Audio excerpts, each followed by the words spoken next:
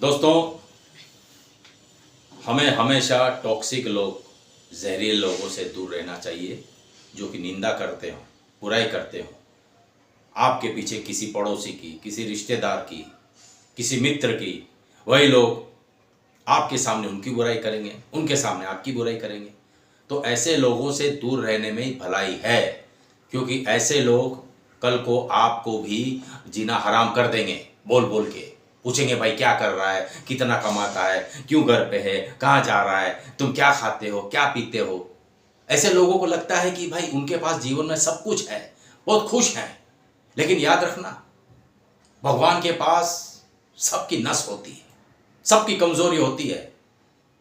क्योंकि लाठी ऊपर वाले के हाथ में है। अगर कोई अहंकार करे रुपये पैसे, सुंदरता का, शोहरत का, दौलत का, ताकत का, तो याद रखना ऊपर वाला बैठा है, आज नहीं तो कल उसका जवाब देगा। इसलिए आप ऐसे निंदक लोगों से दूर रहें और अपने क्षेत्र में अपने जीवन को आगे बढ़ाएं।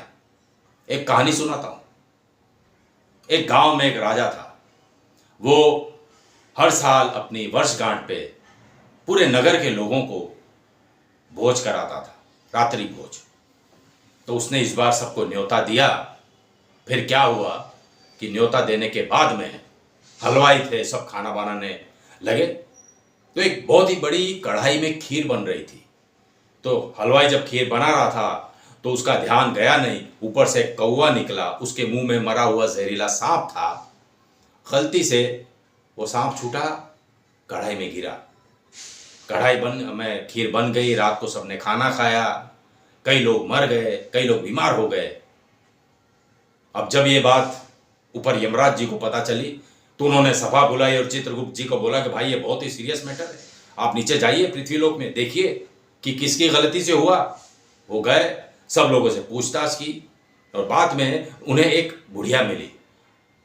उसने कहा कि देखिए, ये जो राजा है हर साल हमें भोजन के लिए बुलाता है, लगता है उसके मन में ही पाप है, कंजूस होगा, तभी किसी को ये हजम नहीं हुआ।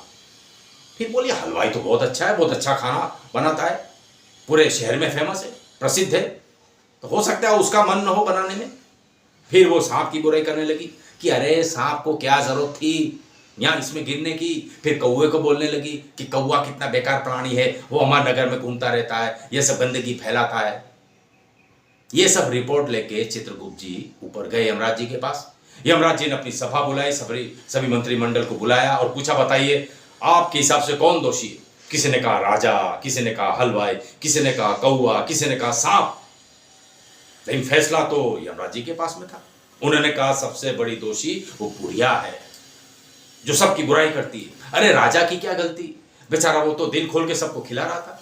हलवाई बेचारा अपने काम में मग्न था, और बेचारा मरा हुआ सांप, उसकी क्या गलती, वो तो मर चुका था। और कौवा तो अपना भोजन ले जा रहा था, अब उसके उसके मुंह से, चोंच से गिर गया तो उसकी क्या गलती। तो सबसे बड़ी दोषी वो निंदक जो बुढ़िया है ना, उसी को सजा मिलनी चाहिए। इसी तरह जो निंदक लोग होते हैं ना, उन्हें ऊपर वाला सजा देता है। इसलिए इन लोगों से दूर रहकर आप नकारात्मकता, नेगेटिविटी से दूर रहें। आपको एक बात बताता हूँ। अब आप देखिए, आपके मोबाइल पे दिन में बहुत सारे अपना मैसेजेस आते हैं, गंदे अश्लील वीडियो, या फिर कुछ धार्मिक, कुछ दंगा फसाद भड़काने वाले, कुछ पॉलिटिकल, पक्ष विपक्ष, सब तरह के। आप इस नकारात्मकता लोगों को इन मैसेजों को फॉरवर्ड ना करें, वहीं डिलीट कर दें और बोले भैया मुझे माफ़ करो, आपके ग्रुप में भी ऐसे लोग हों, भैया मुझे ये सब जमता नहीं है, या तो आप मुझे भेजना मत, वरना मैं आपको ब्लॉक कर दूंगा। चुपचाप ब्लॉक कर दो, बुरा माने तो मानने दो। उससे आपका दिमाग तो बंद नहीं होगा, आपका तो विकास होगा। वरना दिन भर इससे घटिया बातों में सोच में लगे रहोगे, अपना विकास कब करोगे। देखिए, सफलता असफलता जो भी है वो इन छोटी छोटी चीज़ों से ही मिलती है। आपकी इच्छा हो, अकेला जीना सीखो, गार्डन में जाओ, घूमो अकेले, किसी दोस्त के भरोसे मत रहो कि हाँ भाई 6 बजे मिलते हैं, वो 6 का 6:30 बजे आएगा, आपका टाइम वेस्ट हो गया ना। या बहुत खास दोस्त है तब बोलो भाई देख मैं तो 6 बजे मिलूंगा गार्डन में, तुझे आना हो तो वहीं मिलेंगे। बस स्टैंड जा रहे, कि बस में जा रहे, बोले 5 बजे मिलते हैं, वो आएगा 5:15।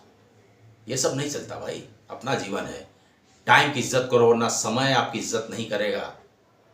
और सर पे किसी चीज का बोझ लेके मत घूमो, तनाव मत रखो कि भाई इतने साल मैंने धंधे में दिए, क्या मिला, ये इतने साल मैंने मेहनत की, नौकरी की, क्या मिला मुझे, मुझे मेरा प्रमोशन नहीं हुआ, ये नहीं हुआ। कोई भूल जाओ, आपने जो मेहनत की अच्छी बात है, उस बोझ के टोकरे को लेके मत चढ़ो।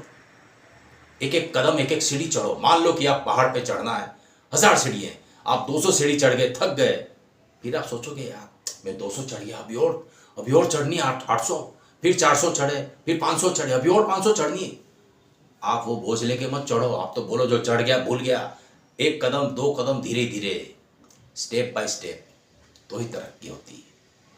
बाकी आजकल लोग एक दूसरे को फॉलो करते हैं, लाइक करते हैं, सब्सक्राइब करते हैं, अच्छी बात है, लेकिन आप परफॉर्मर बनो, फॉलोअर्स नहीं। अपने क्षेत्र में, अपने बिजनेस में, अपने नौकरी में परफॉर्म करो कि लोग आपको फॉलो करें। आपको क्या जरूरत है फॉलो करने की? अरे फॉलो करने, लाइक सब्सक्राइब के चक्कर में लोग अपनी क्रिएटिविटी भूल गए, बंद हो गए। छोटे छोटे बच्चे मोबाइल पे लगे रहते हैं, चश्मे आ गए बड़े बड़े, बाहर खेलना जाना भूल गए, वीडियो गेम खेलते हैं, फुटबॉल वो सब खेलने कहाँ जाते हैं। इसलिए आप परफॉर्मर बनो, समझे? आज के लिए बस इतना ही। जय हिंद।